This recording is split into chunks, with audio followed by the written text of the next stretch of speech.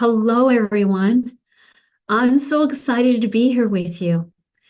Let's talk about something that might be a little bit controversial, but it's something that needs to be chatted about because it is one of the biggest blocks that I see impacting the success of women in particularly who know their purpose is to help others heal or transform through their specific modality, whether it's art, music, body work, acupuncture, nutrition, or coaching.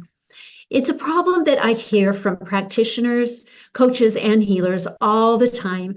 And that is, what do you do when someone says to you, you shouldn't be charging for your services because people who need your help can't afford it? There are actually many levels and consequences to this statement that I want to flesh out a little bit more for you, because despite what you might think, the problem is not people can't afford your services. You think that's the problem because that's what somebody has said to you, but it's not. And once that thought has been planted in your head, it can take root very quickly, stalling your success, causing you to lower your prices. And guess what? People still aren't buying from you. Think about it this way. When you know your divine purpose is to help others and someone calls you out for charging for your services, this can create a barrier to your success because the idea that if you are a good person, you should help everyone for free. And it has been planted in your mind that way. I'll say it again. The problem is not that people can't afford your services. The problem is you've been told that part of being a good person is giving your services and specialty away for free. And that creates a barrier for you. Chances are this isn't the first time you're bumping up against this idea of charging or raising your rates, which means every time this idea is presented to you, it reinforces the idea that good people don't charge others to help them. If you see yourself as a good person or you don't want to be viewed as a bad person, this will absolutely impact your thoughts about pricing. You don't want to be judged as a bad person. You want to be seen as generous and giving. Whether you consciously acknowledge it or not, this can stop your success in its tracks. Now, I said there were multiple levels to this issue. So let's talk about the second problem I see. Historically, the services women provided were all unpaid labor. Their husbands or fathers supported them, and their work or purpose was to support their family as caregivers, clothing makers, food preparers, among other things, right? They would be called upon to look after their elderly relatives or do volunteer work in their churches and communities. Now, I am not saying this is bad. I also give in my religious community. I love being a mom, a spouse, and a daughter. What I am saying is that when you look at women in the modern world who are feeling an innate call to help others through coaching, nutrition, body work, you name it, there is still this subconscious idea that exists in society as a whole that work is not as valuable as far as an energy exchange for money as, say, a mechanic, a construction worker, a dentist, or an accountant. The way this is justified is by what is valued as skilled work, right? A dentist goes through years of schooling, but life coaching requires a certification. So it doesn't matter how skilled you are as a life coach, or if you transform lives in a different way than a dentist, because this is the bias. You didn't go to school as long, so therefore you must not be as skilled in your craft. So how do you overcome this? How did I get to this point, even as an empath and mentor who wanted to create positive change and help everyone who asks to set a boundary and charge based on value and transformation that I offer? First, I have resources. I have different ways to work with me. I have free talks and content that are available to everyone. And if somebody legitimately cannot afford my services, digging in with these resources can really make a difference in their life if they are ready and primed for transformation. Second, something that was a hard lesson for me to learn was that those who want me to do something for them for nothing usually don't value what I do. It's not intentional. It's not a conscious thought. It doesn't integrate. in their life because they are not in a place for their own growth, their own journey to make use of the tools that I offer. There are universal laws of abundance and scarcity at play here that cannot suddenly be overridden by showing charity to someone because the root issue of why the scarcity exists in their life in the first place has not been addressed.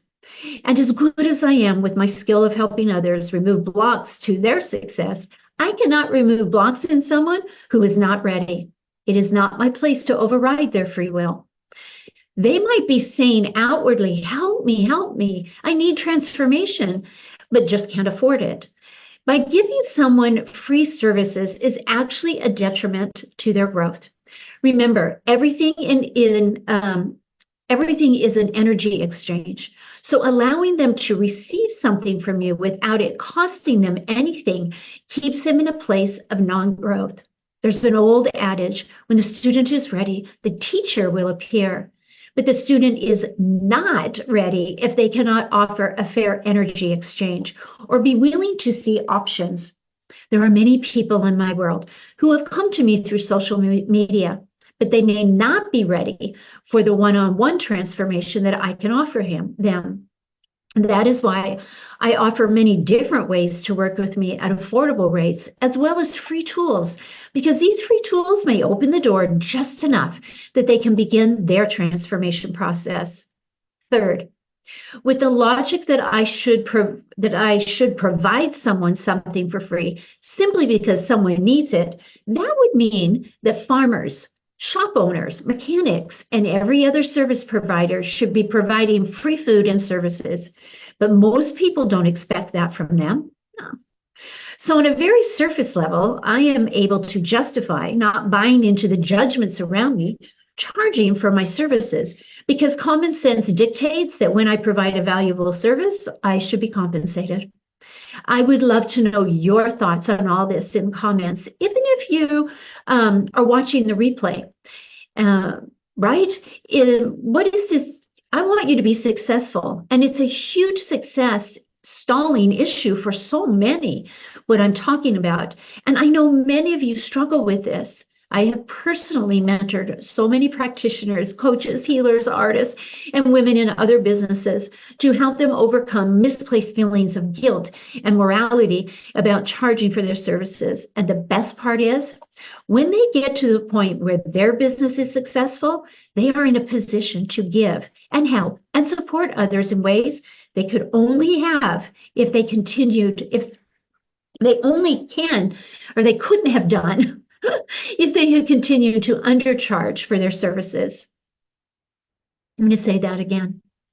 When you get to the point where your business is successful, you will be in a position to give, help, and support others in a way that you couldn't have if you had continued to undercharge for your services. The thing I want you to remember is that you're not responsible for someone else's journey.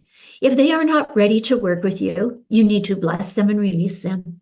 And then get rid of all the stories that you're letting in about needing to help them or that you needed to help everyone, right?